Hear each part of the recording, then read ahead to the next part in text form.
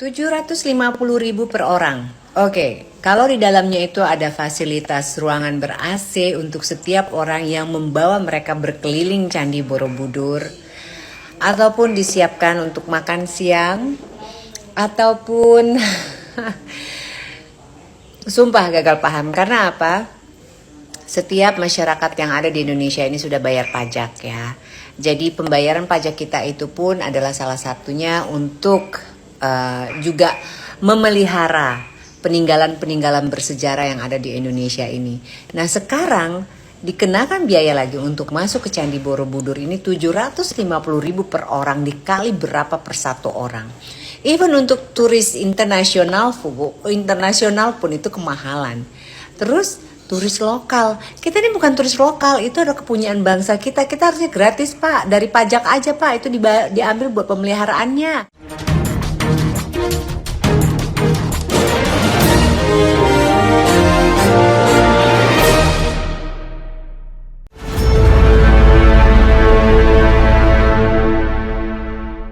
Halo, halo, apa kabar? Kembali berjumpa dengan saya Hersbun Arif dan Bung Rocky Gerung. Bung Rocky Gerung cukup bagus ini. Terima kasih respon dari para responden ya setelah bukan responden lagi, memang lembaga survei. Respon dari viewer kita setelah kita ganti format dan terbit 2 kali, banyak yang mengechat saya bahwa ini bisa lebih fokus gitu. Oke, kalau memang menurut Anda cukup bagus, kita sementara ini kita teruskan. Tapi kita janji itu kita akan 2 kali selama ada topik yang sangat kuat. Kita nggak mau paksakan kalau topiknya nggak kuat gitu ya, Bung Rocky ya. Oke, jadi Indonesia akan menghasilkan banyak topik, termasuk yang kontroversial, yang konyol segala macam. Jadi selalu tersedia bahkan untuk mengevaluasi keadaan bangsa ini, dan bahan itu yang akan kita supply supaya ada pembelajaran politik, supaya ada pengetahuan etika politik. Jadi fungsi edukasi tetap dikedepankan. Kalau fungsi entertainnya ya itu bumbu aja. Tetap ini ya, forum FNN adalah buat edukasi politik dengan narasi yang kadang-kala memang sinis, tapi anggaplah bahwa FNN itu adalah singkatan dari forum nantang-nantang. Kan media kan memang fungsinya itu informasi, edukasi itu, dan juga tentu entertaining ya, itu penting juga, tetap harus kita seimbangkan. Dan saya kira sebenarnya tanpa Anda sadari, kalau kita menyaksikan apa yang terjadi di Indonesia, terutama para politik tuh banyak sekali yang menghibur kok ya. Saya kira Kak Sri Mulat kan dulu juga kalah tuh, kegeser jadi dulu dengan panggung, katanya kan Sri Mulat dulu pernah mentasnya di dekat Senayan situ ya, dulu ada lokasi di situ ya Bung ya. Tapi tergusur karena kalah lucu dengan DPR gitu ya. Nah sekarang ini lebih lucu lagi, makanya kemudian ada filmnya Sri Mulat, kalau negara kita ini nggak lucu itu sebuah hal yang mustahil. Banyak hal yang mustahil dibikin jadi isu, kemudian semua orang masuk di dalam kemustahalan itu tuh. Tapi bagi orang semacam Pak Luhut, yang mustahil dan mustahil itu bisa dia selesaikan. Oke, ini heboh memang sekarang ini Pak Luhut lewat Instagramnya. Ini keren nih Pak Luhut ya, karena udah main di Instagram mengumumkan bahwa tiket Borobudur itu masuk Borobudur akan dinaikkan jadi 750.000 rupiah, dan untuk turis asing itu sampai $100. Jadi $100 nanti kan 1.400 orang, ujung jadi heboh gitu ya. Karena orang bingung kenapa Pak Luhut ya yang jadi mengumumkan, bukannya ini Borobudur ini di bawah BUMN, dan kalau urusan pariwisata ini Pak Sandiaga Uno. Makanya banyak yang lapor tuh netizen, kemudian Pak Sandi, ini jatah Bapak, wilayah Bapak diserobot sama Pak Luhut. Ya, sebagai Perdana Menteri, beliau menentukan semua hal. Kan memang sebagai tokoh yang sudah dianggap menguasai semua soal, sehingga kekuasaan beliau sekarang sampai ke puncak Borobudur tuh. Jadi hal yang betul-betul mencengangkan. Tapi kita tahu bahwa Pak Jokowi memang hanya percaya pada Pak Luhut. Jadi anggap aja sebagai Perdana Menteri, semua hal harus sepengetahuan dan bahkan seizin Pak Luhut. Dan netizen nggak perlu kaget, karena nanti akan ada jabatan baru lagi tuh. mungkin Pak Luhut akan dapat jabatan karena udah sampai di puncak Borobudur, nanti dapat jabatan mengkoordinir apa namanya penyelaman untuk menemukan benda-benda purbakala. Itu juga berhubungan dengan maritim kan. Jadi satu waktu karena kas negara kosong, bukan kosong sebetulnya, Sri Mulyani pelit aja tuh, dia baru dapat duit banyak dari ekspor komoditas tapi nggak mau dipakai karena mau dipakai nanti buat pencitraan pemilu 2023. Karena itu semua sektor harus dimonetisasi. Borobudur, sebentar lagi penyelaman benda-benda purbakala buat menutup APBN yang seharusnya adalah hak rakyat. Tapi sebetulnya ada masalah bahwa iya itu harga itu kan harga yang terlalu berat untuk turis domestik. Karena memang lebih banyak turis domestik yang datang ke Borobudur. Jadi kalau alasannya itu untuk menjaga konservasi, ya semua orang juga ingin agar supaya punya pengetahuan tentang Borobudur. Jadi orang yang ingin tahu, kalau dia mahasiswa atau orang biasa ingin tahu ke Borobudur, tetap dikasih tarif 750.000 kan. Jadi tetap itu berat sekali. Nah, Pak Luhut menganggap bahwa yang naik ke atas itu cuma yang ingin mengerti Borobudur, karena itu orang asing. Loh, orang Indonesia juga mau jalan ke situ. Apalagi kalau dibilang, ya tarif dasarnya tetap 50.000. Loh, orang ke Borobudur itu untuk tiba di stupa terakhir, bukan sekedar mondar-mandir cari kuliner di Borobudur. Jadi itu, tapi kita nggak perlu persoalan karena itu keputusan Perdana Menteri. Tapi gini ya, ya kalau itu clear ya soal konservasi dan sebagainya kita sepakat, karena bagaimanapun itu salah satu situs warisan keajaiban, salah satu keajaiban dunia gitu, kita mesti dijaga dengan benar gitu.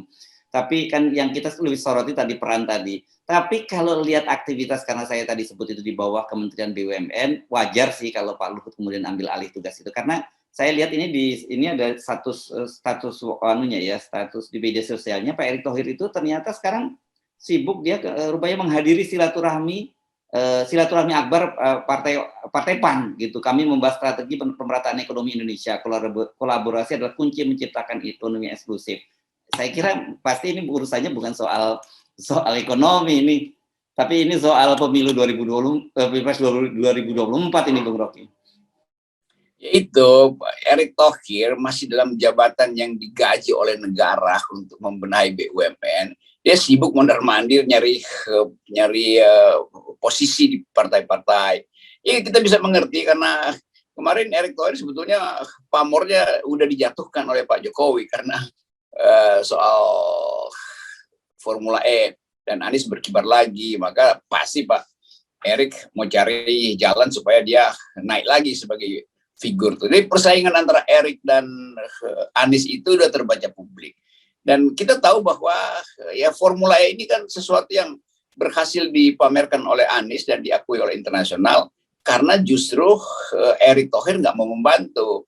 Jadi kalau Erick Thohir masih mondar-mandir nyari perahu, ya itu Pak Jokowi senang juga tuh, biarin aja duitnya habis mondar-mandir, tapi di ujungnya tuh dia akan dibatalkan karena pasti Jokowi menganggap ya Erick Thohir bukan figur yang bisa setara dengan dia dalam arti popularitas tuh. Jadi percuma juga, tapi oke lah, biarin aja dia lakukan itu. Tetap orang ingin lihat bagaimana politik kita itu diasuh melalui prinsip dasar, yaitu 0%. Jadi ya saya baca berita itu bertemu dengan PAN, lalu mungkin diminta sinyal supaya menyumbang juga pada KIB dan apa namanya Koalisi Indonesia Berantakan. Oh, apa tuh KIB itu? Tapi begitulah keadaan kita hari ini, seolah-olah nggak tertahankan ambisi-ambisi itu. Tapi pasti dia akan dibatalkan oleh kesulitan ekonomi ke depan. Itu keyakinan analisis kita. Ya. Jadi kelihatannya justru yang nggak sibuk kasak kusuk itu Pak LBP ya, fokus pada pekerjaannya gitu ya. Kenapa? Karena pengalaman Pak LBP kan nggak perlu berkuasa, nggak perlu nyapres gitu. Tapi kan realitasnya kemudian juga Pak Luhut juga yang berkuasa seperti pada zaman Pak Jokowi kan. Kira-kira begitu ya kita bisa menafsirkannya. Iya, Pak Luhut tuh ngatur dua agenda ekonomi dan agenda politik kan. Kan kemarin ketemu di Silaknas Golkar yang dituan rumahi oleh Golkar, lalu sekarang PAN lakukan hal yang sama mirip-mirip itu pasti semua sepengetahuan Pak Luhut lah, kira-kira begitu. Semua ini kan komorbid yang vaksinnya hanya bisa diselesaikan kalau lapor ke Pak Luhut. Nanti Pak Luhut yang kasih tahu Presiden mana yang kita amputasi, mana yang kita kasih vaksin ketiga, atau kira-kira begitu politik kita. Jadi gampang bacanya tuh. Tapi yang nggak tercegah adalah keinginan rakyat untuk memulai gerakan yang disebut atau 20% atau enggak. Jadi kalau Erick Thohir mondar-mandir tapi dia tetap pro 20% itu percuma. Nah, kemarin saya di Solo kita bahas kelakuan para politisi, lalu kita sepakat untuk minimal saya yang sepakat sebetulnya. Kalau para kandidat ini mau Erick, Anies, siapapun tidak setuju 0%, itu artinya mereka ingin bermain curang. Kan langsung masuk ke 20%, kan ini kan semua cari tiket 20% kan. Itu soalnya tuh, cari tiket di Nasdem, cari tiket di Golkar. Itu gerakan cari tiket 20% ini jangan mengelabui demokrasi itu, karena rakyat tidak menghendaki 20%. Jadi kalau mereka masih ngotot, kita bikin gerakan LBP. Itu namanya Liga Boykot Pemilu. Nah itu. Ya. Jadi kelihatannya LBP ini memang masuk kemana-mana juga ya, bahkan masuk ke oposisi dong kalau begitu sekarang ini ya. Iya, karena kita akan pakai lembaga baru itu, Liga Boykot Pemilu, disingkat LBP. Oke, tapi kita kembali ke apa ya, ke fenomena Pak Luhut tadi, karena betapa menunjukkan beliau luar biasa berkuasanya. Lepas apakah itu nanti tiket itu jadi atau tidak, tapi kan Pak Luhut sudah menunjukkan intensi akan menangani juga masalah Borobudur gitu ya. Selain minyak goreng, sebenarnya orang berharap minyak goreng, karena Pak Luhut sendiri kan sekarang sudah mulai ancam nih, pokoknya yang tidak memenuhi DMO akan kesulitan ekspor gitu. Itu ancaman, itu getakan Pak Luhut. Nah, tapi ini kan menunjukkan betapa Pak Luhut itu memang masuk kemana-mana, minyak goreng, parpol, kemudian sekarang Borobudur. Tadi Anda menyebut harusnya itu kalau saya kira kalau soal penggalian harta karun itu jadi tupoksinya Pak Luhut tuh, Bung Rocky ya, karena ya, karena urusan maritim ya. Itu urusan Pak Luhut. Nah, bagaimana ya kita memahami fenomena orang seperti Pak Luhut itu ya dalam negara demokrasi seperti Indonesia ini? Tentu prinsip pertama adalah tupoksi. Jadi melanggar tupoksi itu artinya yang kita sebut meritokrasi, profesionalisme itu memang nggak ada dalam kabinet Jokowi kan. Kan percuma ada pembagian kerja kalau akhirnya semua diambil alih. Tetapi yang lebih konyol lagi, yang fungsinya diambil alih diam-diam doang gitu kan. Jadi mestinya dia yang malu, dia mengundurkan diri aja. Oke, tugas saya udah diambil Pak Luhut. Soal pariwisata, mestinya Sandi bilang, ya terima kasih karena saya tidak lagi dianggap, saya mengundurkan diri. Kan itu teguran pada Sandi, teguran pada Lutfi, teguran pada Airlangga. Jadi semua itu sebetulnya cara Pak Jokowi untuk mempermalukan menteri-menterinya tuh. Nah itu bukan, tentu Pak Luhut nggak mungkin lakukan itu kalau nggak dibisiki secara telepati oleh Pak Jokowi. Jadi mungkin Pak Luhut punya radar telepati bahwa kalau saya ambil alih ini pasti Pak Jokowi nggak akan larang. Itu artinya Pak Luhut bilang, Pak Jokowi silakan pecat mereka yang nggak mampu karena saya udah ambil alih itu. Dan kan percuma kita bayar menteri-menteri yang secara teknis ngurusin hal tupoksinya tapi dia nggak lakukan. Itu juga melanggar tata tertib anggaran kan. Demikian juga Pak Luhut, kita cuma bayar satu kali sebagai Menko, tapi dia ambil alih aktivitas yang lain, maka kita anggap bahwa itu pasti nggak efisien dong. Karena pembagian tugas itu kan artinya satu fungsi dilakukan oleh satu institusi. Nah sekarang kalau fungsi itu berlebih, lalu Pak Luhut jadi nggak efisien. Seolah Pak Luhut bilang saya bisa lakukan sendiri, enggak, itu berlaku prinsip ekonominya diminishing return itu, bahwa hasilnya pasti akan merosot kalau dilakukan dengan cara yang berlebihkan. Ya itu Pak Luhut mungkin satu waktu akan masuk pada the law of diminishing return. Sementara menteri-menteri yang lain tuh bengong doang tuh. Nah mereka yang bengong digaji ya harusnya mundur. Jadi kontras itu sebetulnya yang sedang dipertontonkan oleh istana. Nah di ujungnya terlihat bahwa memang orkestrasi Jokowi nggak berjalan. Masa ada orkestrasi tapi yang kedengaran cuma biolanya doang tuh, yang lain disenyapkan, itu intinya. Nah oke, itu memahami Pak Luhutnya ya. Nah sekarang dari sisi Pak Jokowi sendiri tadi elaborasi kurang tuh kalau cuma soal orkestrasi. Jadi bagaimana kita memahami posisi Pak Jokowi ini? Siapa sesungguhnya Pak Jokowi hari ini? Pak Jokowi udah tidak mampu lakukan orkestrasi. Jadi semua yang disodorkan Pak Luhut akhirnya harus diiakan oleh Pak Jokowi. Jadi kira-kira itu fenomena lame duck. Dan kita tahu Pak Jokowi sekarang ya kasakusuk untuk saling membenturkan para pesaingnya kan. Jadi dikasih angin lah, nanti Erick Thohir dikasih angin, Pak Prabowo dikasih angin, Kofifa dikasih angin, Ganjar dikasih angin, segala macam. Sementara di belakang layar, Jokowi merasa bahwa ini semua bukan parameter pertama untuk dia pastikan sebagai penjamin dia tuh. Mungkin juga nanti Pak Jokowi kasih angin lagi pada Ibu Puan segala macam. Jadi kelihatan Pak Jokowi bingung sendiri di belakang layar. Nah, karena dia kebingungan, yang tampil di depan layar ya pasti Pak Luhut yang merasa gampang soal politik. Nanti saya selesaikan soal ekonomi apalagi itu. Jadi itu yang terjadi, kehilangan kemampuan untuk sebagai konduktor. Dan ya paling bagus Pak Jokowi pindah ke bangku penonton aja kan, nggak usah ada di belakang orkestrasi itu. Nah, ini kan kemudian kehilangan atau memang under capacity, Bung Rocky, karena ini menurut saya penting. Ini dari awal kita bilang under capacity. Ya. Tapi pada akhirnya keadaan under capacity itu diambil oleh orang yang over capacity, yaitu Pak Luhut. Gitu yang terjadi. Itu hukum alam aja. Ya. Saya tadi menggunakan itu bukan bermaksud mau mau menyatakan Pak Jokowi itu under capacity atau bukan. Tetapi maksud saya adalah ini kan konsisten dengan selalu yang kita perbincangkan, bahwa pilihan terhadap seorang presiden itu bukan lagi hanya semata-mata karena popularitas atau elektabilitas yang itu bisa diciptakan atau dibuat-buat oleh lembaga survei kan gitu. Kita kan selalu menyatakan soal kapasitas, soal intelektualitas, dan di atas semua itu adalah soal etikabilitas. Gitu. Ya itu akhirnya kita tiba di situ. Kita mau uji dari manapun, kita mesti pastikan dengan sangat sopan kita katakan ya Pak Jokowi memang ada dua hal yang tidak bisa dia comply, kapasitas yang di dalamnya ada soal etikabilitas dan intelektualitas. Kalau elektabilitas ya dapat pasti Pak Jokowi, bahkan ketika dia nggak berprestasi aja lembaga survei bilang itu dukungan masih banyak kok. Jadi kalau elektabilitas nggak ada soal. Tetapi negara ini kan bukan diatur oleh hasil survei publik. Negara ini diatur oleh cara kita melihat secara langsung isi kepala istana tuh. Dan itu yang under kapasitas tuh. Nah tentu menteri-menteri teknis juga ya memang nggak bisa ambil inisiatif karena nggak ada sinyal resmi dari Pak Jokowi kan.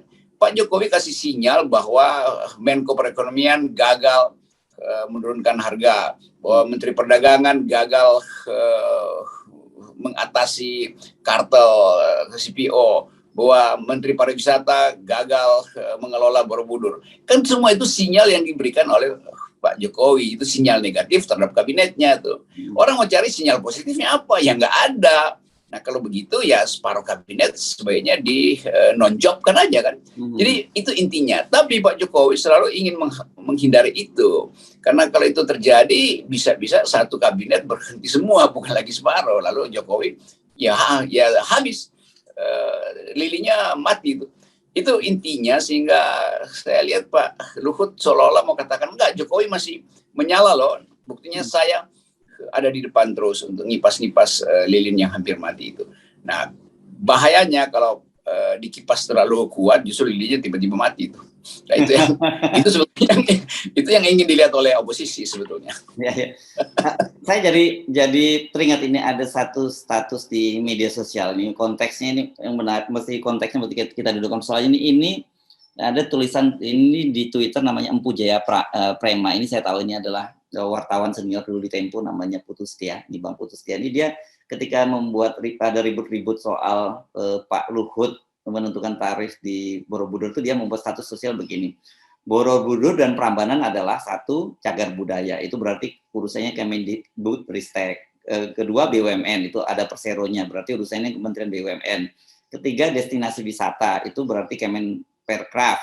4 pusat ritual umat Hindu, itu Hindu dan Buddha, itu Kemenak. Kemudian 5 redistribusi parkir dan pedagang, itu Pemda. Loh kok ini ada LBP? Jadi artinya semua peran itu sebenarnya bisa, menurut saya justru saya sebaliknya bisa berpikir, sebenarnya negara ini bisa dikelola dengan sangat efisien ketika ada seorang yang namanya LBP gitu. Ya dari awal kita tahu bahwa sebaiknya kasih aja kedudukan yang, kan walaupun ini presidensialisme, jadi anggap aja menteri utama, jadi selesai masalah kan. Nggak perlu ada lagi Menko yang buang-buang duit itu kan. Langsung aja Pak LBP dan jadi satu menteri aja tuh. Kabinet Jokowi hanya ada satu menteri utama, namanya Pak LBP. Terus ada dirjen-dirjennya. Nggak usah ada menteri-menteri lain, langsung aja. Karena ini soal teknis semua kan. Nah, Pak Luhut sebetulnya mampu untuk mengorganisir itu. Jadi kita dorong aja supaya kalau nanti terjadi reshuffle dalam seminggu ini, Jokowi mengumumkan bahwa kabinet hanya dipimpin oleh presiden dan satu menteri. Selebihnya adalah dirjen. Kan selesai kan? Ya, nomenklaturnya diubah dong ya berarti ya? Itu kan gampang kan, karena Pak Jokowi menguasai DPR, itu dalam 20 menit nomenklaturnya bisa diubah, itu soalnya. Jadi nanti ada mana dirjen pendidikan, dirjen pajak, dirjen keuangan, dirjen PU, karena menterinya utama yaitu Pak Luhut. Itu masuk akal juga supaya efisien lah, karena kita perlu menghemat kan. Ya. Tapi kenapa nggak begini aja? Kenapa tidak Pak Luhut sekalian maju kontestasi pada Pilpres 2024? Dengan begitu ya beliau menjadi real presiden gitu, tidak jadi shadow presiden gitu. Ya, Pak Luhut tentu berpikir bahwa itu belum bisa tuh, karena hambatan-hambatan kebudayaan dan komorbid yang macam-macam tuh. Okay. Tapi sebetulnya secara real memang itu udah terjadi, dan bayangkan misalnya kalau Pak Luhut punya kemampuan untuk mengucapkan itu dan didorong oleh keinginan untuk menyelamatkan bangsa, lalu Pak Luhut datang dengan big data. Menurut big data sebetulnya saya adalah presiden. Ya udah, lakukan itu, deklarasi, minimal deklarasikan aja. Karena faktanya begitu. Karena jangan-jangan kalau Pak Luhut yang dicalonkan jadi presiden itu Erick Thohir segala macam itu, Ganjar itu tenggelam di bawah elektabilitas Pak Luhut. Jadi kita dorong juga Pak Luhut untuk sekaligus aja nyapres. Daripada Golkar mau diambil alih untuk dikasih ke Ganjar, mending Pak Luhut aja ambil alih sendiri kan. Supaya Pak Luhut punya kendaraan untuk jadi presiden. Dan kita dukung aja, karena itu konstitusi bilang oke. Nah, Pak Luhut yang kita percaya mampu melakukan banyak hal, dia juga pasti mampu untuk meminta MK menolkan threshold. Itu keren banget Pak. Ya. Oke, saya kira welcome Pak Luhut ya. Kalau ini kan sebenarnya semua orang berhak gitu ya untuk maju sebagai Pilpres. Ya cuman tadi itu syaratnya harus 0%. Kalau 0% tidak terjadi, saya akan deklarasikan gerakan LBP. 3 boykot pemilu. Oke, terima kasih Bung Rocky.